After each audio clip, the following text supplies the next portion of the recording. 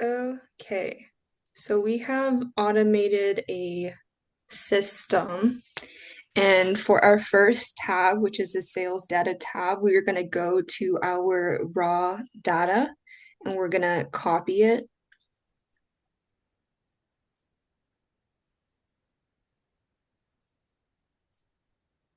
And then whenever we paste, we will be pasting the values, and then you will be able to see how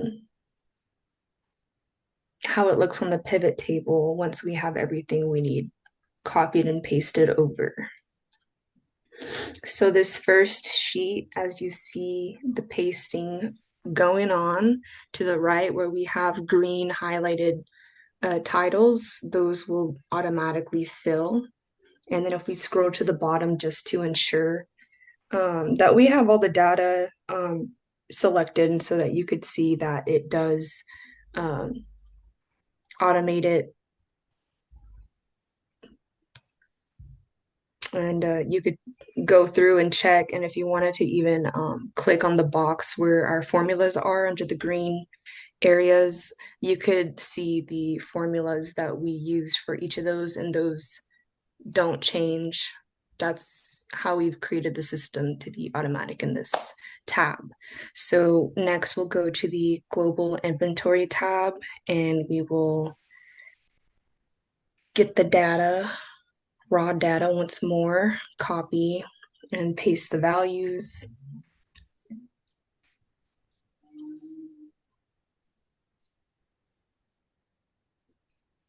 And our Excel, the titles, once we paste it, you'll be able to see how they could be filtered um, per column category if need be, if you wanted to look into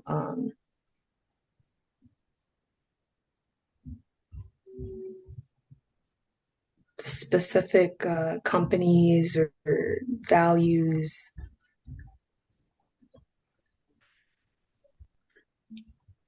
And there we go.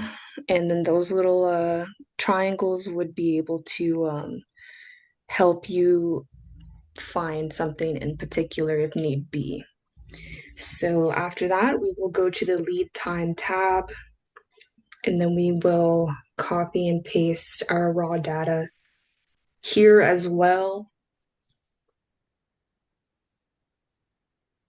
And the sheets that don't have any formulas on them, those are used for another page that have all the formulas, pulling them from the tabs it needs the formula to work with. And then we'll head over to current costs and we will copy and paste this raw data as well to this sheet.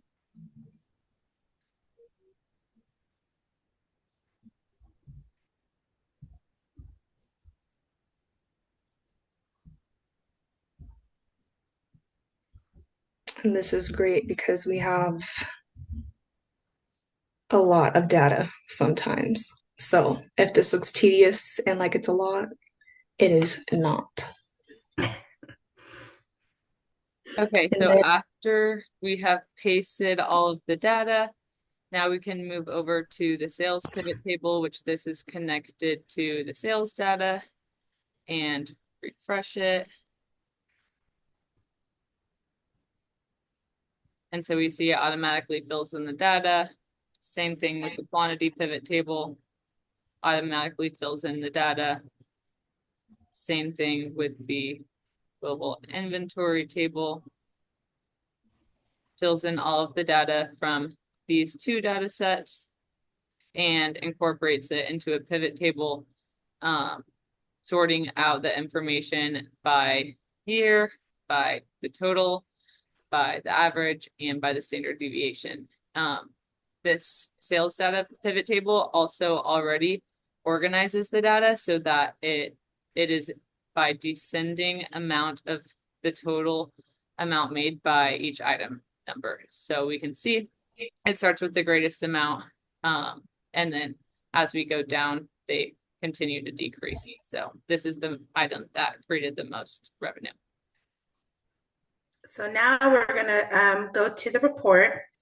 And what we'll need to do is after we refreshed our pivot tables, I believe we did it in all of our sales PT and our quantity PT and our GI PT. Now we are going to copy and excuse me, paste our item numbers to the report. And it automatically populates our formulas that we have in place. And all our numbers should be what our report is recording after we've updated our pivot tables. Okay, Okay.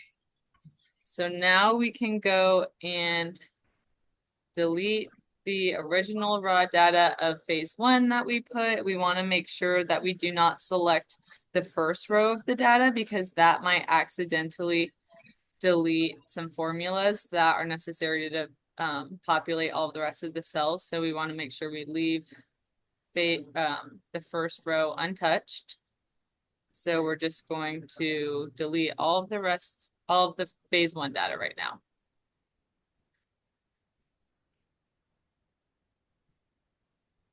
And it is also important to note that you never want to um, clear the contents, you want to delete.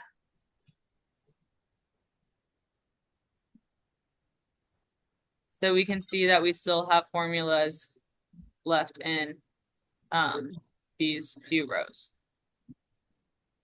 in the green section.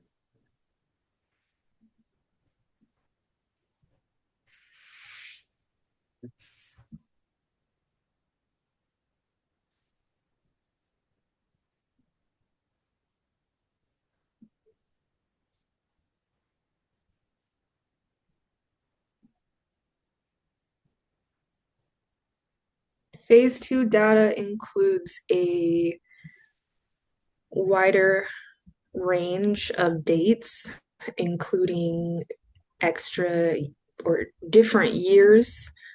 So, regardless of how little data you have based on dates or how large the date ranges are, our system should and will accommodate for the date ranges, and you don't have to worry about that when you're inputting um, your raw data into our system.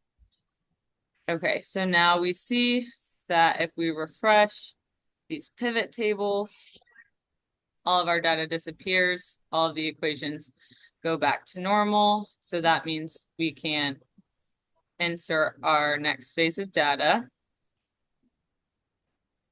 And that's always a good way just to double check your stuff, make sure that it's totally cleared out, deleted, is by refreshing those pivot tables.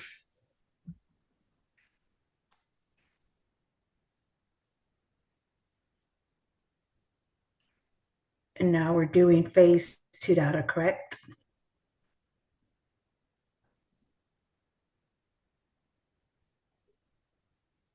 We can see that phase two data has a lot more item numbers to it. Or not item numbers, but sales entries.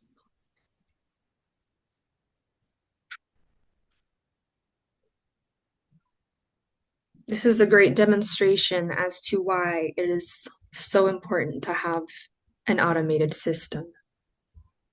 Yes.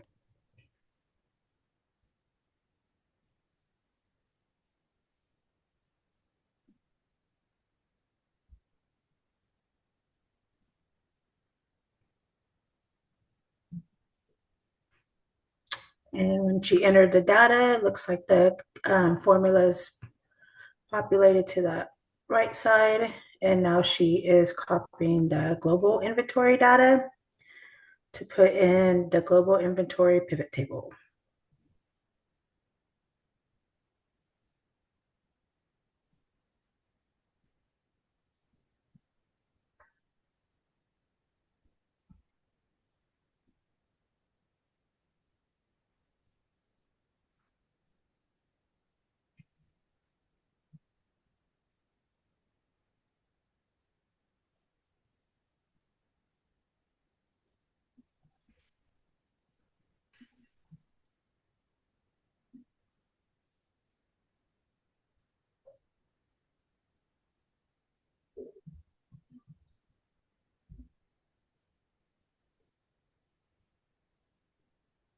And we want to make sure that whenever we're selecting our raw data that we leave out the labels, because in the tables that we've created, there's already labels there. So it will obscure where you're trying to enter your information.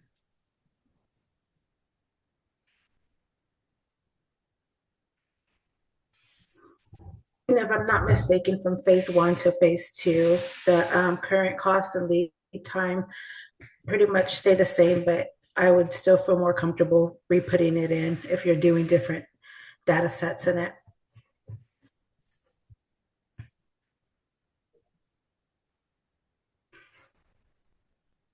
So again, she's refreshing the pivot tables, and at this report,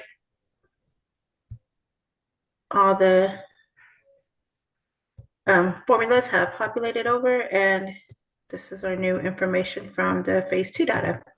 There is, I think I still need to paste. That's right. The last thing that you need to make sure you do is that you copy your new set of sales item created by the sales item pivot table. We can see that there's a few more of that. So we'll copy and paste it into the report. That part you will have to do manually, but the rest of the report should be, for the most part, automated. So now we can see it's refreshed with that new set of item numbers. So we see, all in all, we can insert raw data into these first 4 tabs. The pivot table will, with the help of a few formulas, will generate it into years, totals, averages, and standard deviation.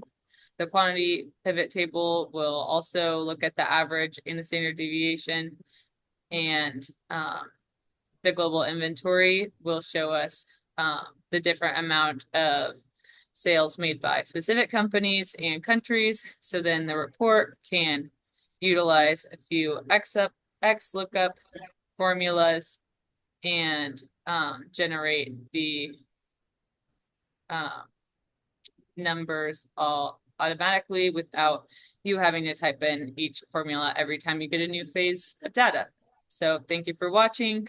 Hope this helps.